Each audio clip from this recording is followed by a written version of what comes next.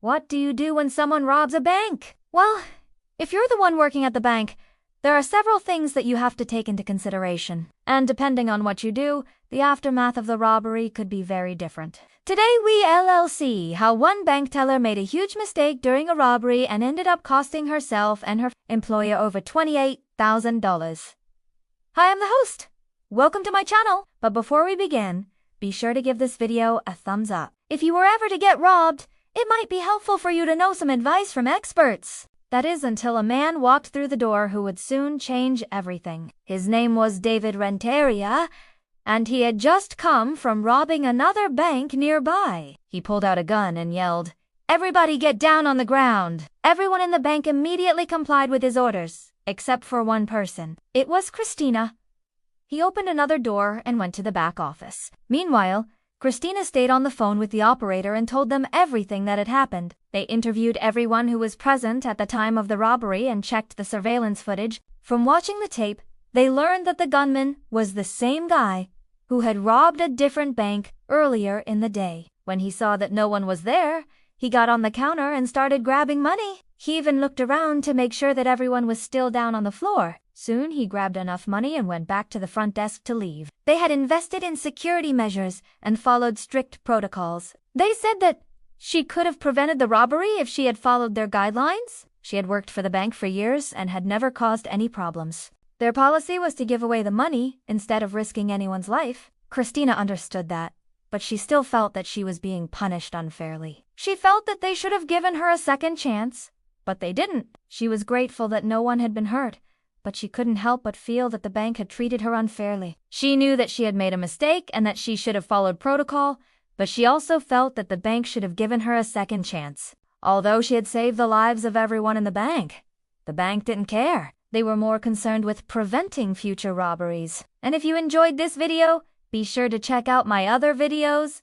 Thanks for watching. In the end, Christina had to accept the consequences of her actions. She had made a mistake, and she had to live with it. Christina argued that this wasn't fair, but the bank refused to listen. Their employees were trained to follow these procedures in case of an emergency. Christina knew this, but she didn't follow them. She admitted that she panicked and didn't know what to do. She could have put the money back, but she was afraid that the robber would hurt her. She had broken the bank's protocol and they couldn't risk having her work there anymore. She froze after hearing the commotion and didn't know what to do. In a matter of seconds, realizing that her life was in danger, she tried to run out of the bank, but unfortunately, the door had locked itself. She couldn't believe what was happening. She knew she couldn't stay there, but she also didn't want to get hurt. Now he needed to make one more stop before calling it a day. She knew that she had made a mistake and that it was her responsibility to fix it. She reached out to the bank manager and apologized for what had happened. She promised to never make the same mistake again. So here are some examples of what not to do when you're being robbed. No. 1. Don't argue. First, no matter what your job is, you need to follow protocol. Christina knew the bank's protocol, but she didn't follow it. She should have known better than to try to argue with an armed robber. Second, never put yourself in danger. Christina knew that she could have been hurt, but she didn't care. She should have put her own safety first. Finally, always remember that you're responsible for your actions. Christina knew that she made a mistake, but she tried to blame the bank. In the end, she had to accept the consequences of her actions. She worked as a loan officer and knew her job well. What she saw shocked her. The man had taken the money from the till and left. The worst part was that he was still holding his gun. At that moment, she understood how serious the situation was and started to freak out. She was liked by her coworkers and customers and was considered to be a model employee. Thinking that the coast was clear, she waited for him to leave. However, she soon realized that she had made a huge mistake. So far, the morning was slow and she hadn't had any coffee yet. So while waiting for a customer, she decided to grab a cup. Arguing with an armed robber is never a good idea. They're already angry and agitated and trying to make themselves rich quick. One wrong move from you and they could pull the trigger. The second thing that you should avoid doing is handing over the money too quickly. According to the FBI, the average bank robbery only takes about 10 minutes. Armed robbers want to get in and out as quickly as possible so they don't have time to sit around counting your drawers. Make sure that you hand over the cash quickly and efficiently. If you start delaying tactics,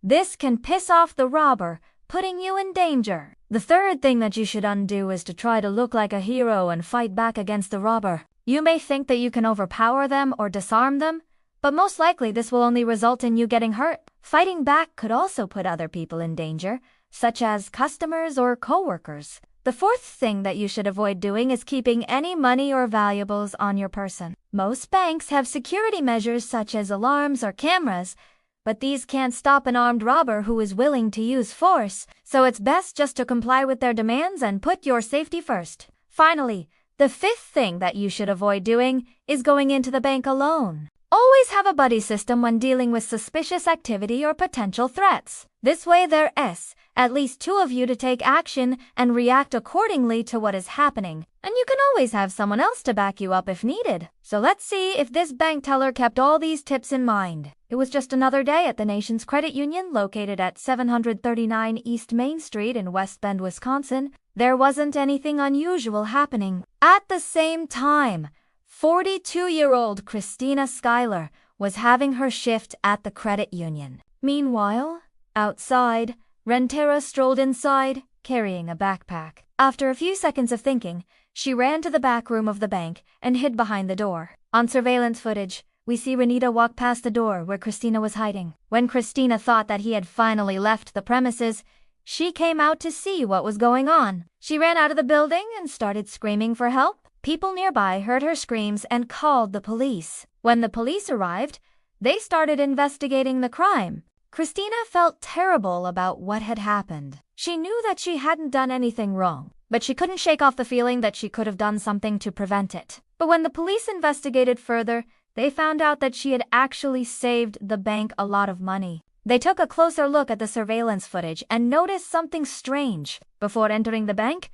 the robber had thrown a bag over the counter. Christina had seen the bag, but in all the commotion she had forgotten all about it. The police later found out that the bag contained gasoline. He had threatened to blow up the place unless everyone stayed calm and gave him the money. Had Christina not run to the back room, she might have noticed the bag and alerted the authorities before he entered. As it was, the employees were able to keep calm, and no one got hurt. The bank manager thanked Christina for saving the lives of everyone in the bank. Although the bank had lost a large sum of money, the insurance company paid for everything. However, the amount of the payout depended on whether or not the bank teller followed protocol. The manager of the credit union said that Christina's actions were not in accordance with their policies. She didn't follow protocol and endangered the lives of everyone inside the bank. Christina was fired on the spot. She was devastated. She couldn't believe that she had lost her job because of this. She felt that the bank was overreacting and punishing her for something that wasn't her fault. She knew that she had saved everyone, but the bank didn't see it that way. The bank's main priority was to prevent future robberies. However, the bank didn't accept her excuse. They conducted an investigation and found that she had violated their protocol. She knew that she had made a mistake by not following protocol, but she didn't expect to lose her job.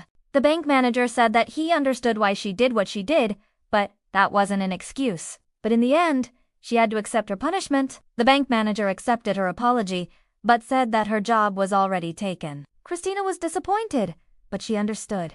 In the end, Christina had to find a new job. Let's take a look at what lessons we can learn from Christina's story.